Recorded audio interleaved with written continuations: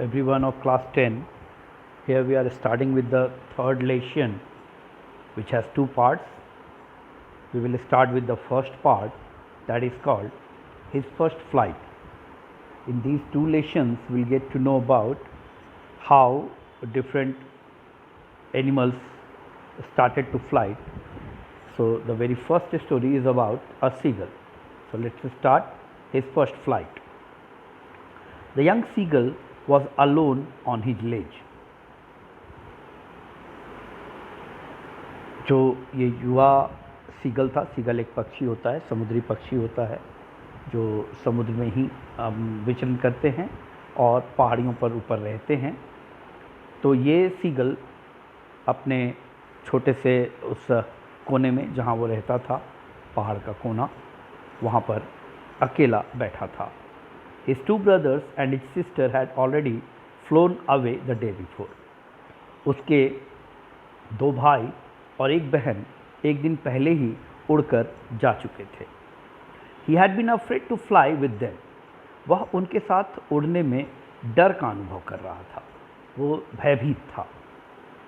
Somehow, when he had taken a little run forward to the brink of the ledge and attempted to flap his wings, he became afraid. जैसे तैसे करके उसने थोड़ी सी दूरी अपने उस पहाड़ के कोने पर जहाँ वो रहता था, उसने थोड़ी दूर दौड़कर वो आया, लेकिन अपने पंख चलाने से उसे डर का अनुभव हो रहा था, यानी वो उड़ने में डर रहा था। The great expense of sea stretch down beneath. उसके नीचे समुद्र दूर दूर तक फैला था। And it was such a long way down, miles down. और पहाड़ से नीचे ये बहुत नीचे था, मीलों नीचे। He felt certain that his wings would never support him. वह एकदम आश्वस्त था, उसे ये महसूस हो रहा था कि भाई उसके नन्हे पंख उसका साथ नहीं देंगे। So he bent his head and ran away back to the little hole under the ledge where he slept at night. इसलिए उसने अपना सर मोड़ा और वापस उस पहाड़ के छोटे से खोल में चला गया। एक छोटा सा छेद जैसा था, उसमें वो वापस चला गया जहाँ की वो रहा करता था, अपनी रात बिताया करता था। Even when each of his brother and his little sister, whose wings were far shorter than his own, ran to the brink, flapped their wings and flew away, he failed to muster up courage to take that plunge which appeared to him so desperate. यहाँ तक कि उसका प्रत्येक भाई और प्रत्येक बहन, जिसके पंख आकार में उससे छोटे भी थे, वह भी किनारे तक दौड़े, पंख फड़फड़ाए और दूर उड़कर चले गए, लेकिन वो अपने पंखों को चलाने का साहस अपने अंदर इकट्ठा नहीं कर सका। His father and mother had come around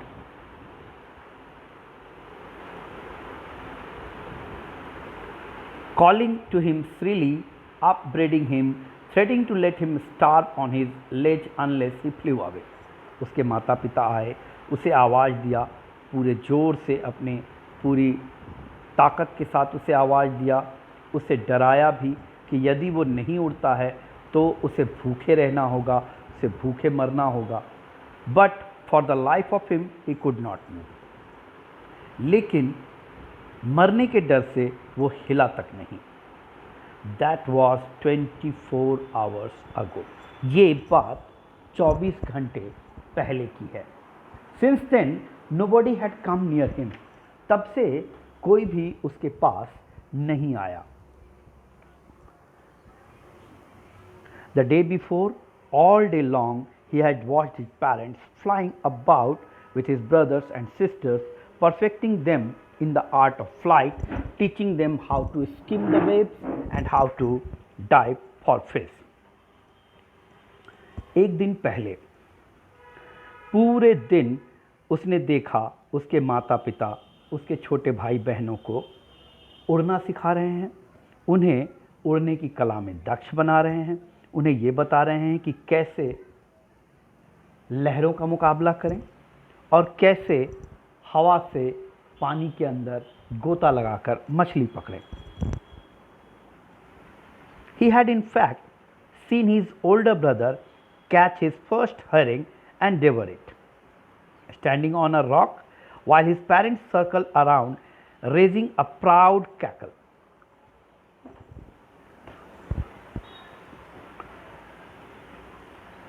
उसने वास्तव में अपने बड़े भाई को अपनी पहली शिकार करते हुए देखा और पहाड़ पर बैठकर उसका आनंद लेते हुए देखा है, जबकि उसके माता पिता उसके चारों ओर हवा में चक्कर लगाकर उसकी पहली शिकार, उसके पहले जीत पर खुशियां मना रहे हैं. And all the morning, the whole family had walked about on the big plateau midway down the opposite cliff, taunting him with his cowardice. और सारी सुबह, यानी सुबह से लेकर अब तक पूरा परिवार, यानी उसका पूरा परिवार जिसमें उसके माता पिता भाई बहन सभी शामिल थे, वो सामने के छोटे से पठार पर बैठकर ऐसा लग रहा था जैसे उसके डर के लिए उसे चिढ़ा रहे हों. The sun was now ascending the sky. सूरज अब आसमान में आगे बढ़ रहा था. Blazing on his ledge that faced the south.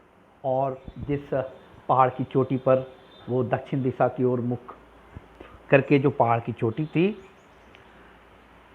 वो अब तपने लगी थी. He felt the heat because he had not eaten since the previous nightfall. उसे गर्मी ज़्यादा महसूस हो रही थी क्योंकि पिछली रात से उसने कुछ भी नहीं खाया था. He stepped slowly out to the brink of the edge. वह धीरे धीरे उस मुहाने तक आया, पहाड़ के मुहाने तक आया. And standing on one leg with the other leg hidden under his wings, एक पाँव पर खड़ा हो गया, दूसरा पाँव पंख के नीचे छुपा था. He closed one eye. उसने एक आंख बंद की. Then the other. फिर दूसरा भी बंद किया.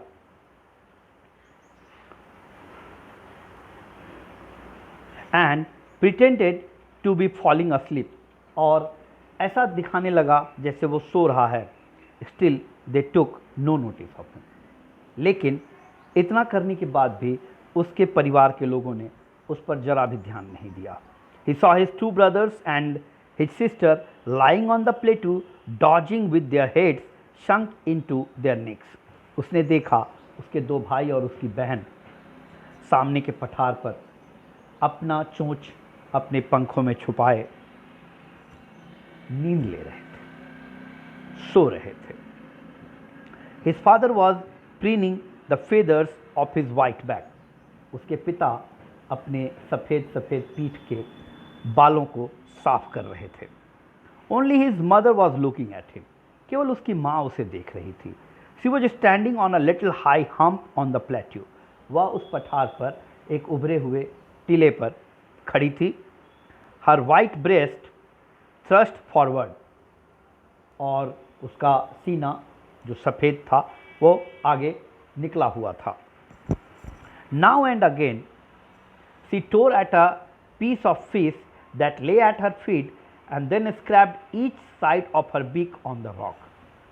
फिर वो अपने पाँव में पकड़े हुए एक मछली में से मांस नोच रही थी और अपने चोंच को पहाड़ पर दोनों ओर रगड़ रही थी जैसे साफ कर रही हो. The sight of the food maddened him. भोजन दिखने से अब वो पागल सा हो गया. How he loved to tear food that way, scraping his beak now and again to wet it. अब उसे याद आने लगा कि कैसे भोजन को दांत से या अपने चोंच से निकाल कर खाना उसे कितना पसंद था. गा गा गा he cried, begging her to bring him some food.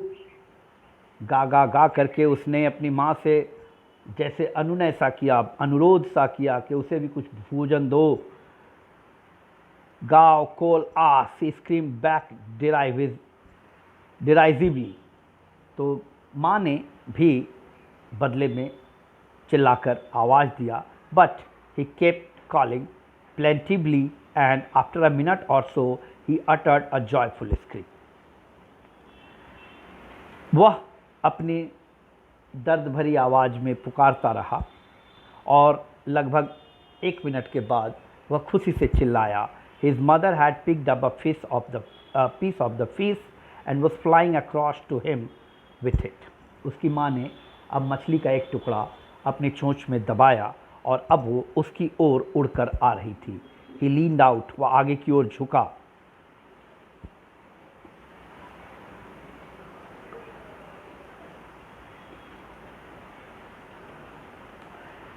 Eagerly tapping the rock with his feet.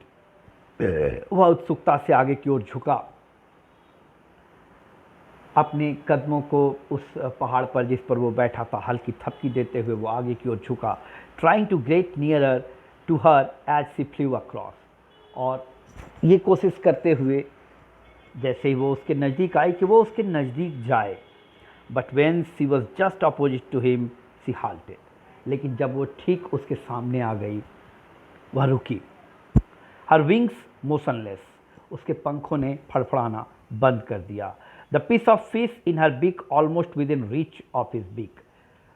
उसकी माँ के चोंच में दबा हुआ मछली का टुकड़ा अब बिल्कुल उसकी पहुँच के अंदर था। He waited a moment in surprise, wondering why she did not come nearer, and then maddened by hunger, he dived at the fish. उसने एक क्षण हैरानी में इंतज़ार किया क्योंकि वो ये समझ नहीं पा रहा था कि क्यों उसकी माँ उसके नज़दीक नहीं आ रही है, और आखिरकार भूख से बेचैन होकर वह मछली पर झपट पड़ा। With a loud scream, he fell outwards and downwards into space. एक लंबी चीख के साथ वह आगे की ओर झुका और फिर हवा में नीचे जाने लगा। Then a monstrous terror seized him and his heart stood still. अब डर ने पूरी तरह से उसे अपने कब्जे में कर लिया। अब वह स्थिर हो गया। He could hear nothing. अब उसे कुछ भी सुनाई नहीं दे सकता था। But it only lasted a minute. लेकिन ये अवस्था 1 मिनट तक रही। The next moment he felt his wings spread outwards. अगले क्षण उसने महसूस किया कि उसके पंख अपने आप फैल गए हैं। The wind rushed against his breast feathers. हवा उसके सीने पर के पंखों के विरुद्ध चल रही थी। Then under his stomach, फिर उसने उसे अपने पेट के नीचे महसूस किया। And against his wings, और अपने पंखों के विरुद्ध हवा को उसने महसूस किया। He could feel the tips of his wings cutting through the air. वह महसूस कर सकता था कि अब उसके पंख के कोर हवा को काट रहे थे। He was not falling headlong. अब वो सर के बल नीचे नहीं गिर रहा था। He was soaring gradually downwards and outwards. ये धीरे धीरे कभी नीचे कभी ऊपर हो रहा था, यानी अब ये उड़ रहा था। He was no longer afraid. अब वो जरा भी डरा हुआ नहीं था। He just felt a bit dizzy. वह केवल थोड़ा थका हुआ सा महसूस कर रहा था। Then he flapped his wings once and he soared upward. उसने फिर से अपने पंख फड़फड़ाए और अब वो ऊपर जा रहा था। गा गा गा गा गा गा गा गा कुल आह। His mother swooped past him. अब उसकी माँ उसका उत्साह बढ़ाते हुए उसके पीछे आवाज़ लगाती हुई चलने लगी। Her wings making a loud noise. अब उनके पंख जोरदार आवाज़ उत्पन्न कर रहे थे। He answered her with another scream. उसने अपनी माँ को उसके जवाब में चीख कर आवाज़ लगाकर उत्तर दिया। He saw his 2 brothers and his sister flying around him. उसने देखा उसके 2 भाई और बहन अब उसके चारों ओर उड़ रहे थे। Cavorting and banking and soaring and diving. अब वो कभी ऊपर नीचे हो रहे थे, कभी उसके आगे पीछे हो रहे थे। यूं कहें कि उसके चारों ओर चक्कर लगाकर वो अपनी खुशी प्रकट कर रहे थे। Then he completely forgot that he had not always been able to fly. अब वो पूरी तरह से ये भूल गया कि वो हमेशा उड़ नहीं सकता था। And commended himself to dive and soar and curve and shrieking freely. बल्कि अब तो वो अपनी इच्छा से जब चाहे ऊपर जा सकता था, नीचे हो सकता था, मुड़ सकता था, हवा में गोते लगा सकता था, चिल्ला सकता था, अर्थात उड़ने के सारे आनंद को वो प्राप्त कर सकता था। He was near the sea now. अब वो समुद्र के नज़दीक था। Flying straight over it. अब वो सीधा इसके ऊपर उड़ रहा था। Facing straight out over the ocean. सामने के समुद्र का सामना करते हुए वो इसके ऊपर उड़ रहा था। He saw a vast green sea beneath him, उसने देखा उसके नीचे एक लंबा समुद्र जो बिल्कुल हरा सा दिख रहा था। With little ridges moving over it, जिसके ऊपर छोटे छोटे मिट्टी के टीले पार हो रहे थे। And he turned his beak sideways and cawed amusedly, वह अपने चोंच दोनों ओर घुमा रहा था और मज़े ले रहा था इस उड़ान का। His parents and his brothers and sister had landed on this green flooring ahead of him, उसके माता पिता, उसके भाई, उसकी बहन सामने अब इस पानी में उतर चुके थे। इस हरे से जो एक ज़मीन की तरह दिख रही थी वो इस पर उतर चुके थे। They were beckoning of him calling freely, अब वो उसका इंतज़ार कर रहे थे, ज़ोर ज़ोर से उसे पुकार रहे थे। He dropped his legs to stand on the green sea, उसने भी अपने पाँव उतारे ताकि वो समुद्र में खड़ा हो सके। हिज लेग्स सैंक इनटू इट, उसके पाँव इसमें डूब गए। ही स्क्रीम्ड विथ फ्राइट, वह भय से चीखा। And attempted to rise again flapping his wings, फिर से ऊपर उठने के लिए उसने अपने पंख फड़फड़ाए। But he was tired and weak with hunger, so he could not rise, exhausted, इसलिए क्योंकि वो थका हुआ था, भूख से कमज़ोर था, इसलिए ऊपर नहीं उठ सका, थका हुआ था वो।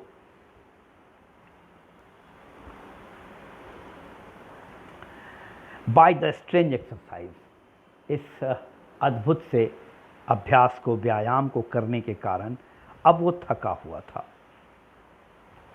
His feet sank into the green sea, उसके पांव इस हरे समुद्र में डूब गए।